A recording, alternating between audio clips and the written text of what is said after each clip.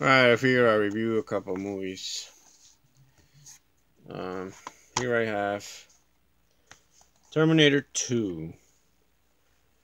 And this is probably one of the best sci-fi action movies you'll ever see. I saw this when it came out in the theater for $2.60, 64 cents, around there. I was going to the doctor. I was like 12 years old because I have asthma. And my mommy took me to the clinic. And I told her, yeah, well, we're here. There used to be this theater in Chicago Avenue in Chicago. And I'm like, we used to take the bus. We didn't have a car back then. I'm like, well, there's a theater there. You want to watch a movie? She's like, yeah. And we saw this movie at a matinee. Wasn't even a fancy theater. It was just one of those theaters that don't charge that much money. Like I said, we paid $2.64 around. And when I got out of the theater, I was like, wow, this was the best fucking movie ever. Especially for back then. And it still is pretty good. The action in this movie, man. The lines. I love it. I love this movie. I also love Terminator 1. And when I saw Terminator 1, I was blown away. But this movie really blew my mind. That scene where he's driving like a semi truck or a pickup, I don't remember. But the helicopter with the bad guy approaches him and gets really close, and he like jumps on the helicopter with a freaking assault rifle and shoots the hell out of him. I was like, holy shit. And this is when Arnold was probably at his prime, you know. And I was like, man, that looks cool. Special effects. I just wish they would have shown more like of the missiles, you know, actually going off. That would have been perfect. And I would have liked to see more robotic, those endoskeletons. That would have been cool too. So I think this is a extra feature Terminator, and it has extra features that, you know, it shows more. So I highly recommend Terminator 2 if you haven't watched it. Do yourself a service. Watch Terminator 1 and 2. The rest are just me, you know, but the first two were great. So this is one of my all-time favorites. To me, this is a A+ movie. Let's move to another Schwarzenegger movie, Predator. This one has a double feature, Predator 1 and 2. Let's talk about Predator 1. Was also a movie that when I saw, I said, my goodness, this is so good. One of my friends, I was living in Mexico at the time, but my friend came to Chicago to visit his relatives, and he saw this in the theater, and he described it to me, but I was like, whatever, it sounds, you know, I can't picture it.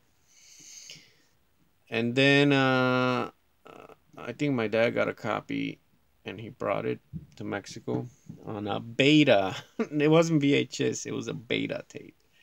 And I saw it, and I was like, what? This was a piece of art. All that action, all those assault rifles going off, and the alien, this predator killing them one by one. And then the final showdown was amazing. You know, and when I saw this, I said, wow, this is never gonna get tired of this. And I never did. I still watch it to this day. I don't know how many times I've seen this fucking movie. and Terminator 2 and Terminator 1. Among other alien movies.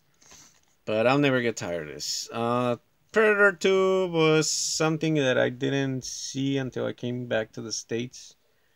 And it was like over the top action, like the gang stuff, you know.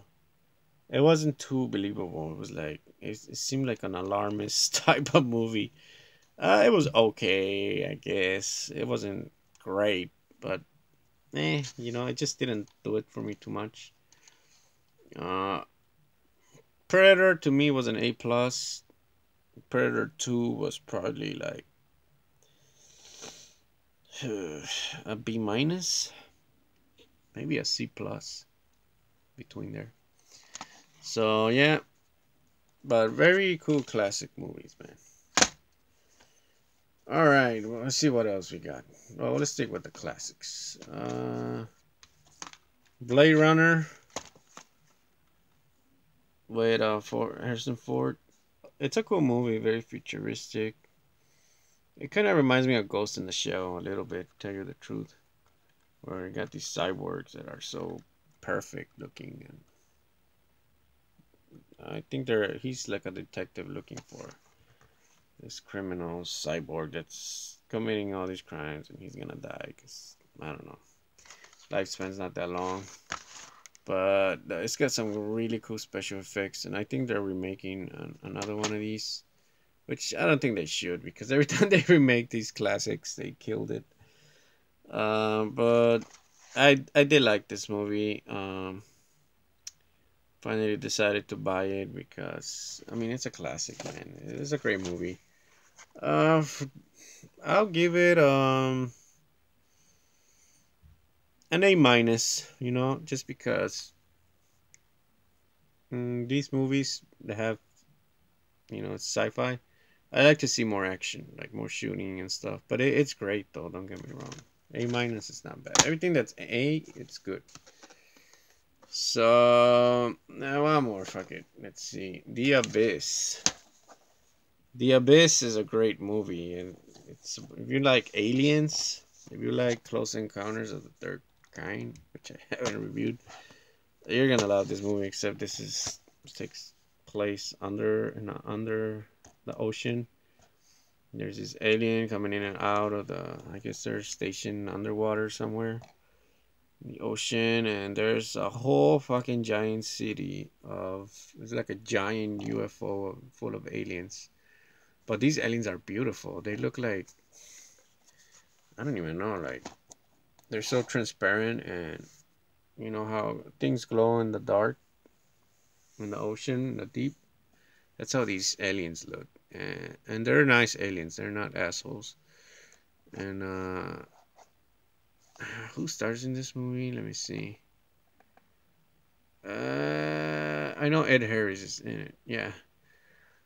Well, the same guys that made Terminator 2 and Aliens pretty much did this. So if you like those movies, you're gonna love this. So I highly recommend this movie. So I'll give this one a solid A.